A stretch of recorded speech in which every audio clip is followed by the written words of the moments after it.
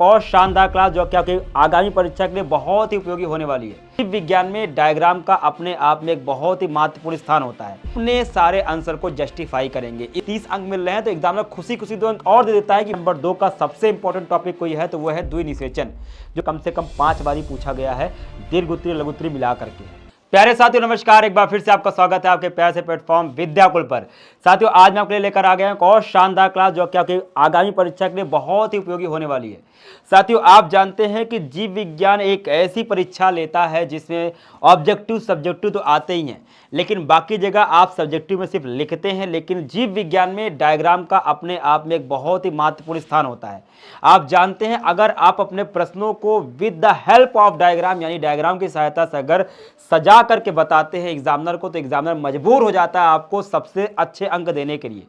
साथियों अगर आपसे एग्जामिनर पूछ रहा है किसी चीज का सचित्र वर्णन तो जरूर आप डायग्राम को बनाएं, लेकिन अगर किसी डायग्राम बेस्ड क्वेश्चन को नहीं पूछ रहा है और अगर क्वेश्चन पूछा गया है उसमें डायग्राम नहीं पूछा, फिर भी अगर आपको आता है तो आप with the help of diagram अपने सारे आंसर को जस्टिफाई करेंगे। इससे आपको यह लाभ मिलेगा कि एग्जामिनर की दृष्टि आपकी कॉपी खुलते ही जब डायग्राम के ऊपर जाएगी तो वह बात को समझ जाएगा कि बच्चे ने बहुत ही तैयारी की है, क्योंकि ना सिर्फ वो क्वेश्चन का आंसर जानता है बल्कि वो उससे संबंधित डायग्राम की भी नॉलेज रखता है, इवन कि पूछा भी नहीं गया परीक्षा में तब भी।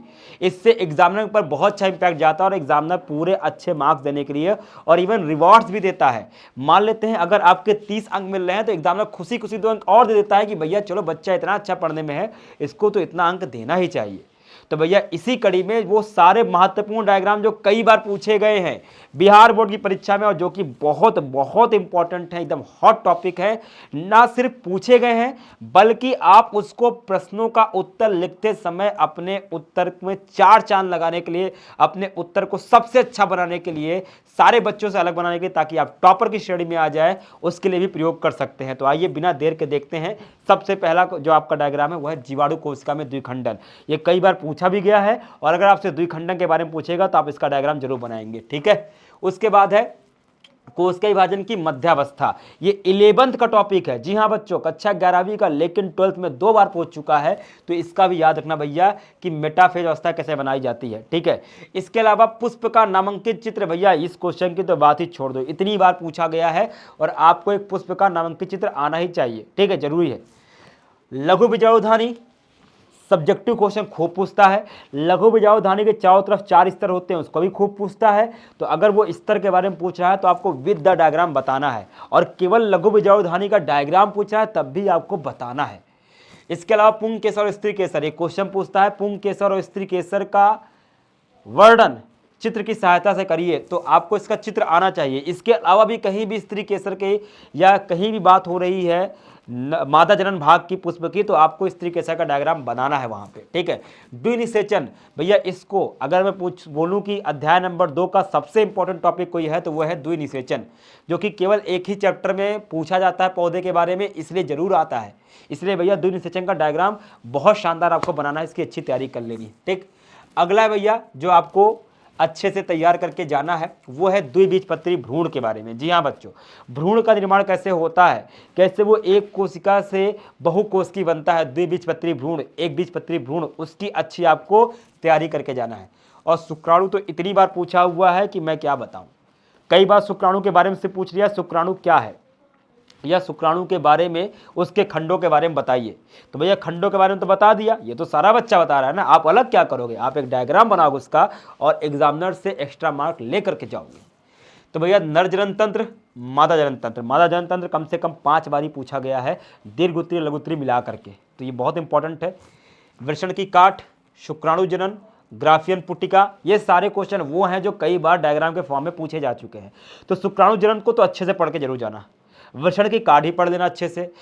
शुक्राणु जनन इतना इंपॉर्टेंट है कि आपसे दीर्घ उत्तरी पूछता है, with the help of diagram या रेखा चित्र के माध्यम से समझाइए, तो ये भी आपको अच्छे से आना चाहिए। आगे इसी कड़ी में अगर आगे बढ़ते हैं तो है ब्लास्टोसिस्ट का निर्माण। कैसे एक ब्लास्टोसिस्ट का निर्माण होता है गर्भाशय के अंदर, वो आपको बताना है with the help of diagram, ये एनसीईआरटी में डायग्राम दिया भी गया है। शुक्रवाहिका विच्छेदन और अंडवाहिनी विच्छेदन, ये अध्याय 4 का एकमात्र पूछा जाने वाला डायग्राम है। सिर्फ यही डायग्राम अध्याय 4 से आता है और कोई नहीं है, तो इसको अच्छे से तैयार कर लेना। अगर आपने नर जनन तंत्र और मादा जनन तंत्र को अच्छे से पढ़ लिया है, बनाना आप इसको जानते हैं, तो इसको ही बना लेंगे, सिर्फ कट लगाना है आपको। द्विसंकरण आपको याद होगा, एक बड़ा सा चार्ट बनता है जिसमें 9:3:3:1 का फिनोटाइप अनुपात देखने को मिलता है मेंडल के तीसरे नियम में, जो कि द्विसंकरण से आता है। तो उसका भैया पूरा चार्ट बनाना आपको आना चाहिए। अनुलेखन के बारे में बहुत इंपॉर्टेंट है, जब भी अनुलेखन पूछेगा, अनुलेखन बहुत बार आता है, लघु त्रिमाता दीर्घ त्रिमाता, आप डायग्राम के साथ उसको जस्टिफाई करोगे। डीएनए का नामांकन चित्र, डीएनए का चित्र जरूर बनाना सीखिएगा। वाटसन क्रिक के मॉडल पूछेगा तब भी बनाएंगे, और कल चित्र पूछेगा तब भी बताएंगे। स्टैनले मिलर का प्रयोग अगर जीवन की उत्पत्ति के सिद्धांत में पूछेगा तब भी आपको ये बनाना है। आइए आगे देखते हैं, मलेरिया का जीवन चक्र। भैया वैसे तो ये क्वेश्चन कभी ऐसे नहीं आया है कि मलेरिया का जीवन चक्र बनाइए, लेकिन मलेरिया के जीवन चक्र पर बहुत सारे क्वेश्चन आए हुए हैं। तो भैया अगर मलेरिया के बारे में पूछ रहा तो आप with the help of diagram बनाओगे। अच्छा आप खुद बताइए कि अगर आप एग्जामिनर हो, सबने एक जैसा लिखा, सबको एक जैसा अंक दोगे? लेकिन अगर एक बच्चे ने with the help of diagram बनाया, कुछ नया आपको देखने मिला, तो आप नंबर बढ़ाओगे ना, क्योंकि आपको अच्छा लगेगा, बच्चे ने मेहनत की है। और मेहनत का फल हर जगह मिलता है बच्चों, हर क्षेत्र में। तो आपको मेहनत दिखानी पड़ेगी, कुछ एक्स्ट्रा ऑर्डिनरी करना पड़ेगा। तो आपस यही तो करते हैं, ठीक। प्रतिरक्षी का निर्माण करना है भैया, एक प्रतिरक्षी यानी कि एंटीबॉडी का डायग्राम, ठीक, इसको बताना है। उत्तक संवर्धन का डायग्राम बहुत इंपॉर्टेंट है, चैप्टर नंबर 9 से। वाहितमल उपचार संयंत्र अगर पूछता है तो इसके बारे में भैया, वाहितमल उपचार संयंत्र के बारे में पूछता है दीर्घ उत्तरी में, तो with the help of diagram बताओगे। प्लाज्मिड PBr 322 बहुत इंपॉर्टेंट है, इसका भैया अच्छे से याद कर लेना, कहाँ पे कौन से एंजाइम की रिस्ट्रिक्शन साइट होती है, ORI कहाँ पे, सब कुछ बताना है, ROP कहाँ पे, सब बताना है आपको, ठीक है। और फिर है बच्चों पारितंत्र, एक तालाब के पारितंत्र का यानी एक जलीय पारितंत्र और एक स्थलीय पारितंत्र, अच्छे से भैया याद कर लो, क्योंकि इसमें से पूछा जाता है। अगर पूछता है कि एक पारितंत्र के घटक बनाओ तो भी डायग्राम दिखाओ ना, पूछे ना पूछे आप डायग्राम बनाओगे, ठीक है। आहार जाल और आहार श्रृंखला के बारे में पूछेगा तो डायग्राम जरूर दिखाइएगा, एक बना करके छोटा सा। स्तन ग्रंथि, इस बार के मॉडल पेपर में आया था कि स्तन ग्रंथि का नामांकित चित्र बनाइए, तो स्तन ग्रंथि का भी नामांकित चित्र बहुत इंपॉर्टेंट है बच्चों, इसको भी जरूर पढ़ करके जाना। तो ये जितने भी मैंने आपको बताए बच्चों, ये बहुत इंपॉर्टेंट है, और आप मुझे कमेंट करके बताने वाले हो कि क्या आपकी तैयारी हो गई इन डायग्राम की, और कमेंट करके बताओ कि हाँ सर, आपकी बात का हम 100% गारंटी दे रहे हैं कि कोई भी क्वेश्चन पूछेगा उसको हम with the help of diagram बताएंगे, अगर उसमें डायग्राम बनाने लायक हुआ तो। देखते हैं कौन कौन बच्चा ये ट्रिक अपनाने वाला है और पूरे नंबर प्राप्त करने वाला है भैया, तो कमेंट करके जरूर बताना।